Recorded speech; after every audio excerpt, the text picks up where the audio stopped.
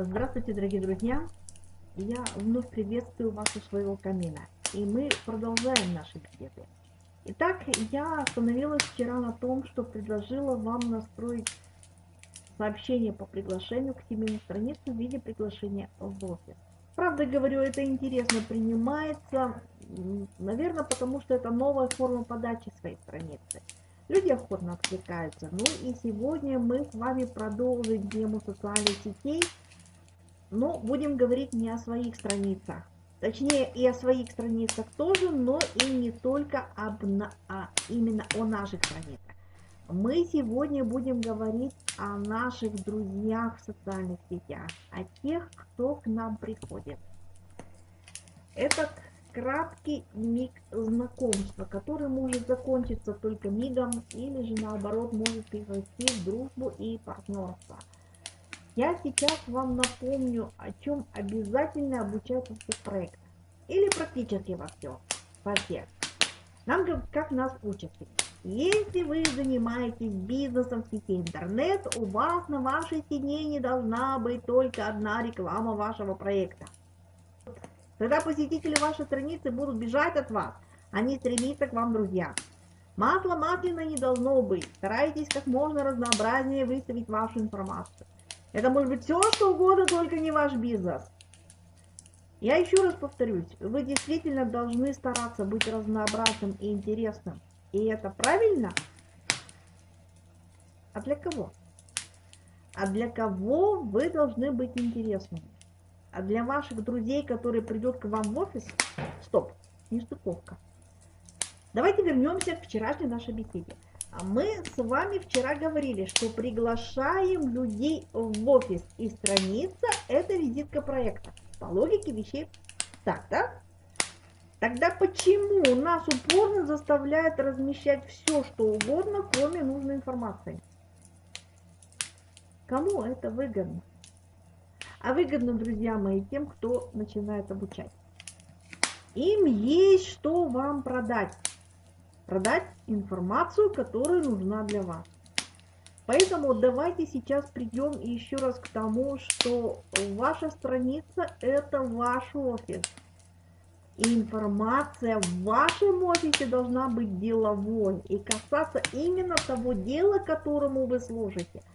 А для общения и поболтать можно открыть другие страницы, где вы сможете быть всесторонним и разнообразным для своего круга общения, для своих близких. Тогда и негатива будет меньше со стороны наших друзей, которые не разделяют наши взгляды. И прятаться не нужно будет от них. Вы же на земле в офисе не приглашаете на чашку кофе своих подруг. Правильно? Ну, что это абсурдно. Ну, это то, что касается нас и наших с вами деловых страниц. Сегодня мы, может быть, поговорим действительно о другом, о том, что на страницах соцсетей можно считывать и подсчитывать по выкладываемой информации и просчитывать по выкладываемой информации о психологическом портрете человека. И посещая страницы ваших друзей по социальным сетям, смотреть, какую информацию можно и нужно давать людям. Опять же, пригласить человека на свою страницу можно по-разному. Зайди ко мне, лайкни. Ну, зайдет, ну, лайкнет. Все. Если еще не нажалуются на вас. Вот смотрите, что получается. Мы с вами заходим на страницу человека и видим, что у него на странице сплошь спортивные фотографии, метки о соревнованиях, мероприятиях. Вопрос, кто этот человек? Чем он занимается в жизни? Правильно, это спортсмен. Спортсмен или болельщик. У следующего мы видим сплошные комиксы, игры на всякая разная ненужная информация.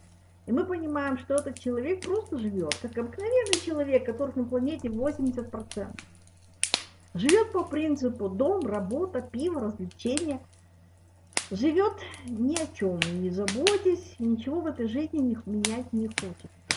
не хочет или боится, это уже вот его вопрос, который, может быть, требует своей отработки. Этот человек чист как лист.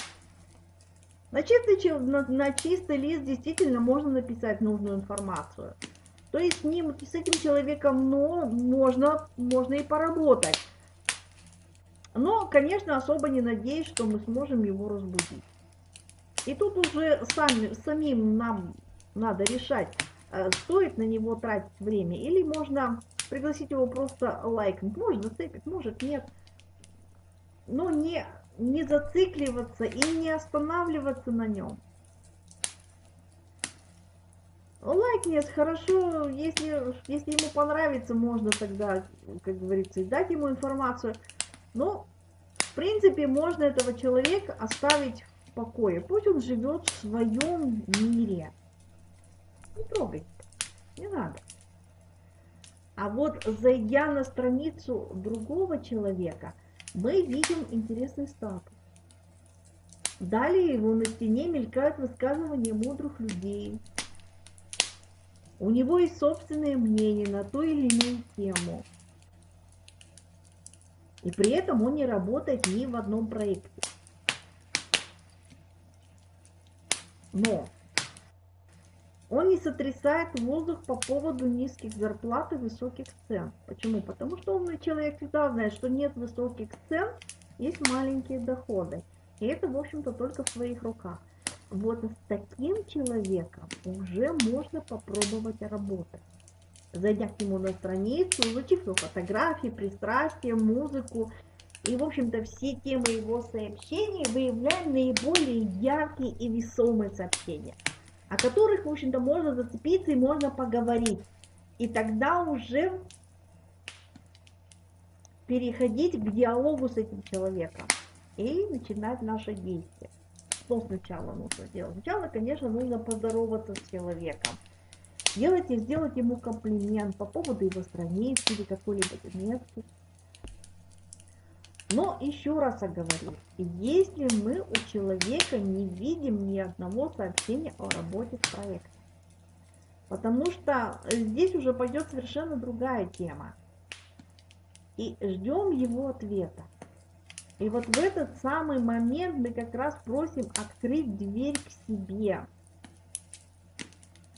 И если эта дверь не открывается, и вы чувствуете, что человек закрыт для общения, оставьте его в своей скорлупе.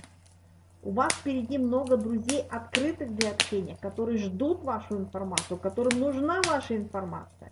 Но это уже другая ситуация. А если человек открыт, вот именно в этот момент и нужно выходить к нему с вопросами. И старайтесь в диалоге найти место в его рассказе, где вы сможете быть ему полезным. Или же самому попросить помощи, даже если вы супер какой начитанный, умелый и знаете больше его. Но всегда можно найти какую-то точку соприкосновения, где вы сможете попросить у него помощи. Это очень ценно. Потому что человек прежде всего, он остается человеком. И он не хочет быть зависимым. А наоборот, он говорит, да, вот, если вы хотите, я вам предложу, вот давай, вот тут я могу тебе помочь.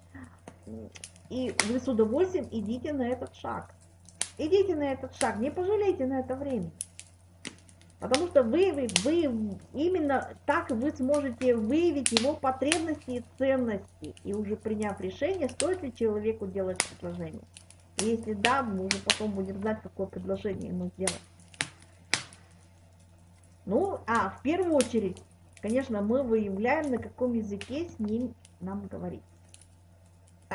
Забежала немножко вперед. Для этого мы тоже задаем ему вопросы. Сейчас я специально не останавливаюсь на этой теме и не оглашаю этих вопросов, пока вы не получите тех знаний психологического портрета, которые мы с вами обязательно будем рассматривать далее в наших беседах. Мы с вами, друзья, обязательно разберем все вопросы, которые нам надо задавать в том или ином случае. А пока на самом первом этапе просто выясняем потребительские потребности данного человека. В каких услугах он нуждается? Люди всегда хотят услышать, как удовлетворить свою потребность. Не нашу с вами, а именно свою. Вот поэтому от этого и надо отталкиваться при разговоре. И исходя, в общем-то, из всего этого, мы можем подтолкнуть человеку к чему-либо, задавая вопросы, чтобы человек задумался и сам пришел к тому, что вы хотите ему предложить.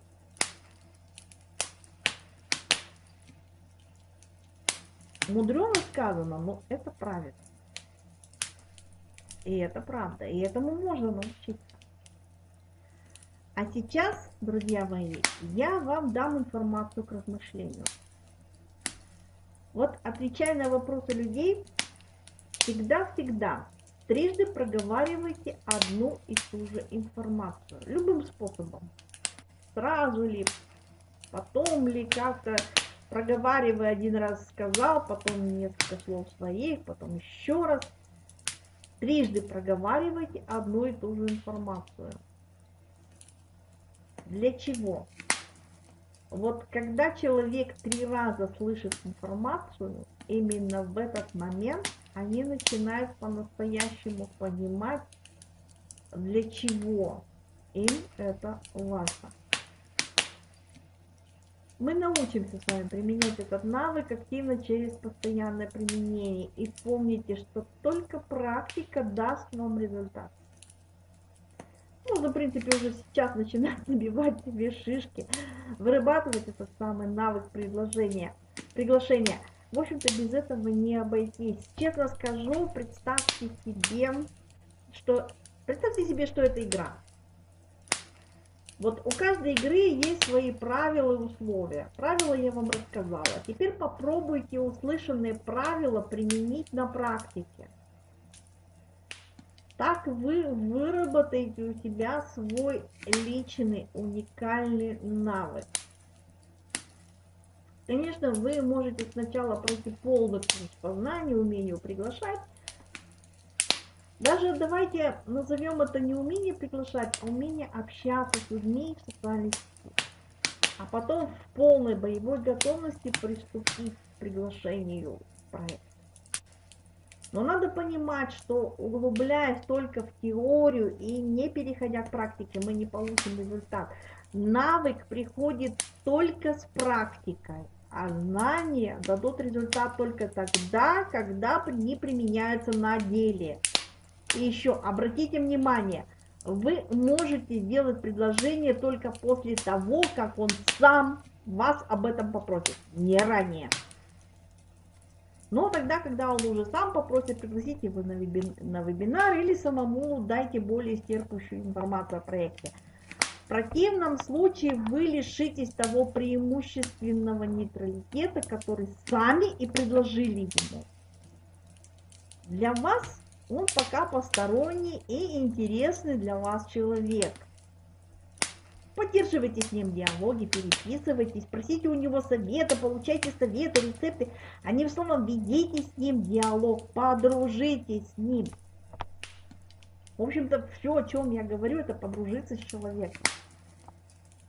И вот тогда, когда человек сам придет к вам на вашу территорию и посмотрит, а чем же занимается его друг, ну и, конечно, дальше сложится так, как сложится. И вполне вероятно, что у вас появится великолепный партнер.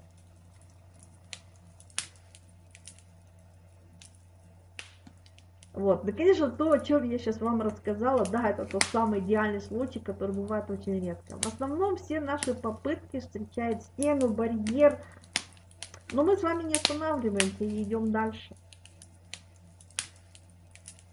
Это не говорит о том, что все безнадежно и не имеет места быть. И мы рассмотрим с вами, друзья, другую ситуацию, когда ваши потенциальные партнеры говорят вам нет. И на все ваши усилия отвечают вам отказом. А вы знаете, друзья, что это происходит потому, что они вас не поняли, просто не поняли. Вот это порой самое главное и единственное объяснение, почему нам отказывают в поддержании нашего проекта. Почему, зная, что этот человек хотел бы зарабатывать, а он проходит мимо нашего варианта. И все только потому, что мы говорили с ним на непонятном ему языке. Он нас не понял. Почему не понял? Потому что мышление человека, всех людей, абсолютно отличается друг от друга, и мышление этого человека отличается от вашего мышления. Вот это уже научно доказанный факт. Мы все по-разному слышим нужную нам информацию, точнее даже не слышим, а воспринимаем. Это как сигнал светофора. Только сигнал светофора для всех един. Четко по инструкции. Красный, зеленый, желтый. Красный, стоп, желтый. Жди, зеленый, иди. Но мы с вами люди, и у нас внутри с вами, у каждого ползают свои тараканы, и свои инструкции, и свои сигналы, на которые мы реагируем как рефлексы. Это зависит от многого, от восприятия мира, от нашего воспитания, от нашей психологической картинки внутри себя. Но как раз зная и различая различные цветовые сигналы психологического портрета, можно настроить свой светофор или научиться разговаривать на языке своего собеседника так, чтобы он вас понимал. Вот как раз здесь и заключается тот самый секрет вашего успеха, что вы можете научиться говорить с разными людьми, чтобы они вас понимали. Существует особый секретный язык потенциальных клиентов. В общем-то, освоить этот язык, вы сможете легко общаться с любым человеком и предлагать возможности заработка совершенно разным людям. Смысл обучения этого языка будет в том, что мы с вами научимся понимать, на каком языке говорит наш знакомый, и предлагать тот или иной бизнес на его родном языке. Идея заключается именно в том, чтобы выучив или поняв этот язык, мы смогли бы с легкостью распознать, какой перед нами стоит человек, с которым мы общаемся. Какого он цвета? Красный, синий, зеленый или желтый? Этому мы с вами будем учиться в следующих наших беседах. И когда мы с вами будем знать, то с легкостью сказав человеку всего 4-5 предложений, получим его ответ «Да, я хочу этим заниматься». Итак, друзья мои, чтобы это знать и узнать, я жду вас на следующие свои беседы. Но пока советую присматриваться к тем друзьям, которые добавляются к нам в социальных сетях. Просматривать их страницы. И наиболее скрупулезным из вас я предлагаю просто составить собственную картотеку. Я знаю, что среди наших партнеров много таких людей, кому понравится мое предложение. И они будут составлять подобные картотеки. Ну, а пока я с вами прощаюсь и до скорой нашей встречи. Пока-пока.